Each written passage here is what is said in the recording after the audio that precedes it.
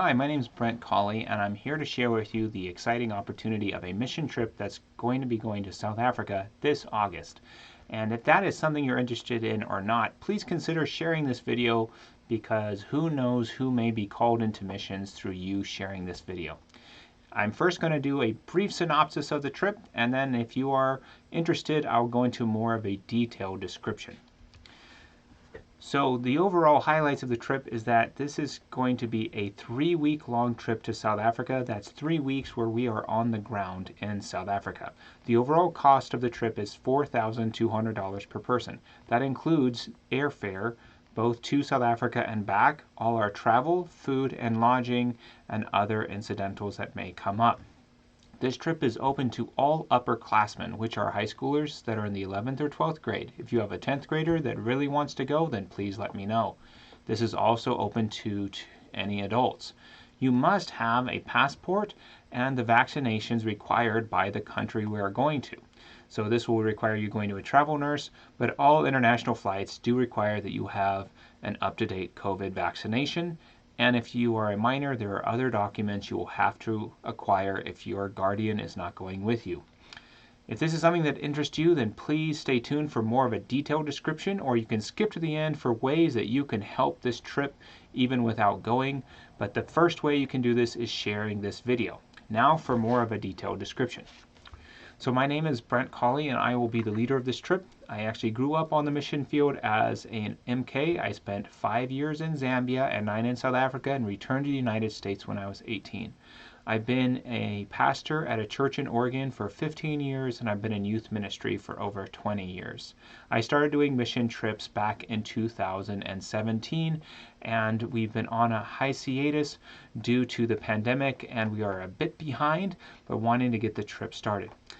Something that's new is that we're going to be going through Experience Mission, which is a mission agency that was willing to host this mission trip. So a lot of the paperwork, ticket buying, and so on is going to be going through them.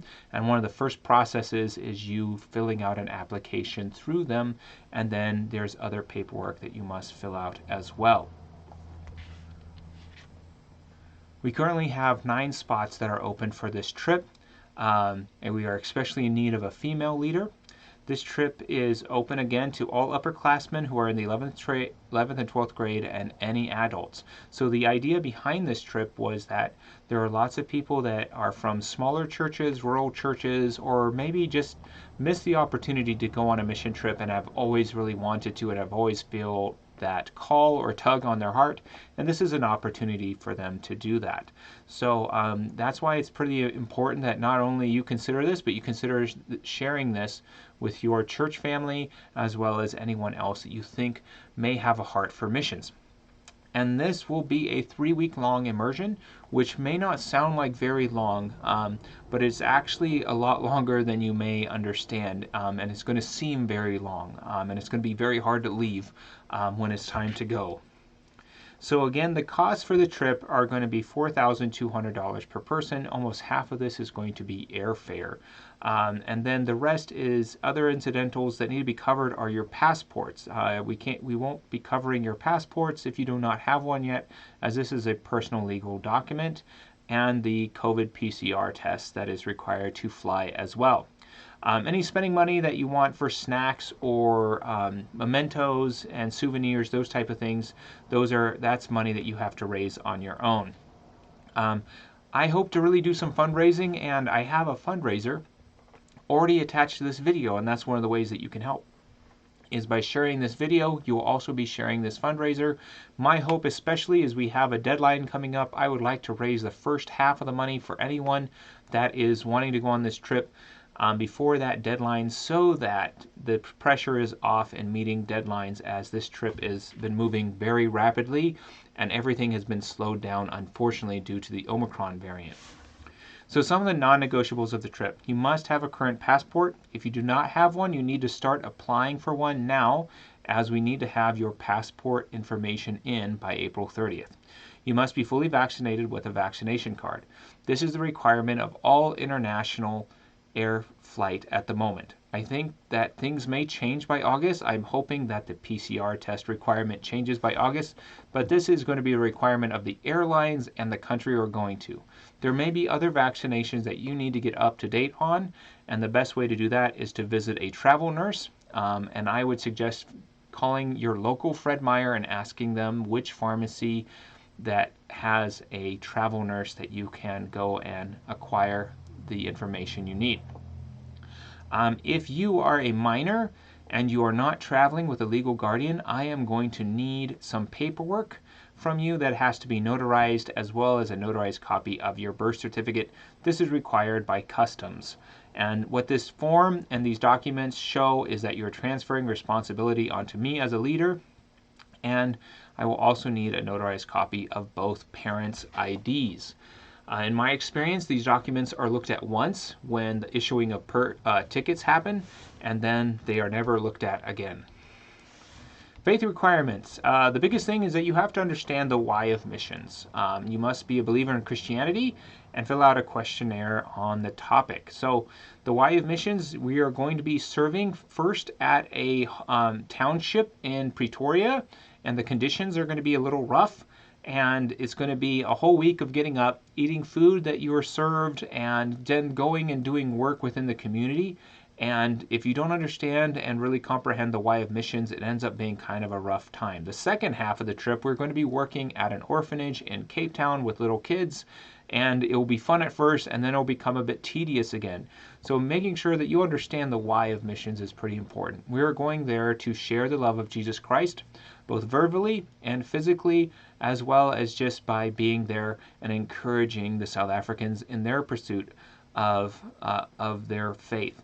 And one of the things that happens with these mission trips that you need to understand is that these mission trips actually bring in quite a bit of money for local agencies that are working with South Africa. So we are partnering with a South African who does ministry with these two areas, and the mission groups that come in not only help with labor, but also funding for these areas. You must be involved in a church and or youth group. This will help you understand the why, and you must come with recommendations from a pastor or youth pastor that the church you are part of. And if this is something that maybe is throwing you off a bit, my suggestion would be that you would start this process now. Start beginning to work and serve at a church, and begin the conversation with someone in the church leadership that this is a goal you're working towards. I'm pretty positive that they will want to make this happen for you and will track with you and give you encouragement all the way. So don't let these faith requirements be something that throws you off. Let them spur you towards being a little bit more involved in the ministries where you are at. Important dates. There will be a date that passports must be in, and that's April 30th. So please start those if you do not have a current passport. Talk to the passport agency, which is usually going through a local post office, about how soon you will get your passport back. Because if April 30th is unrealistic, then it may disqualify you from the trip unless you are willing to pay for the expedited passport. We'll be flying out approximately August 2nd. So please keep late July and all of August open. We will be scheduled to be returning on August 22nd. Now, saying this, please don't count on flying at just us leaving on August 2nd. That's not quite what's going to be happening. We are going to be meeting at least 2 days before we fly out. This is to make sure that we have all the paperwork, all of the PCR tests, and we're going to be going through packing because the airlines is going to have a weight requirement and a bag limit. And if your bag is overweight or you have too many bags, you're going to have to downsize. So that's one of the things we're going to be going through, as well as you're going to say your last goodbyes. We will then travel to or already be at the city that we are flying out of the day before to be in the city the day of. So we really want to be in the city that we're flying out of the day of, so that nothing can really get in the way, and we have a lot more room and leeway to get problem solved if anything comes up. International air travel is actually the hardest part of these trips for me. Once we are on the ground, I've had some small issues like theft of small items, but the bigger issues, the scarier times, are through international airfare, so that is why I am stressing these points. The first half of the funds and your passport need to be turned into experience missions by April 30th, and that first half will come to $2,100. Again, I would like to help fundraise for that to ease that first date burden off of everyone's shoulder, so that you can relax to try and meet the second deadline. And if money comes in late after the trip to pay us back, then that's fine. The future funds will either go to the agencies in South Africa that we're partnering with, or they will go in a fund towards the next trip to get ahead on the fundraising process. The second half of the funds must be in by June 30th, which is the second $2,100. And then we will be coming back August 22nd. You are going to want to have a couple days afterwards to deal with jet lag. If you are someone who travels a lot, maybe you won't need 2 whole days. My last trip, I actually was back at my local school doing in-service the next day. It was rough, but I was there. So how can you help? The first way is pray. I think that nothing has helped the mission trips in the past than prayer, and there's been some exciting moments where I can definitely feel the prayers and the power of prayer at our backs while we travel. The second thing you can do is share this video. Please share this video. I've attached a lot of information to it so that people can begin the process if they are interested. The more this video gets shared, the faster that the spots get filled and I can move on. So please consider sharing this video. There is also the opportunity attached to this video in the description. There is a fundraiser. You can either donate to that, and there's tiny amounts you can donate, and then there's larger amounts you can donate starting at $1. You can also share that fundraiser in the description below. And then if there's someone that is thinking about doing this, go and partner with them. It's a scary process, and I'm going to try and be as present to them as possible, but it always helps to have someone who will be there as a helper and an advocate to go over things, double check things, maybe even be there when I talk to them. I want to help the participants as much as possible and be there and be open to them throughout this process.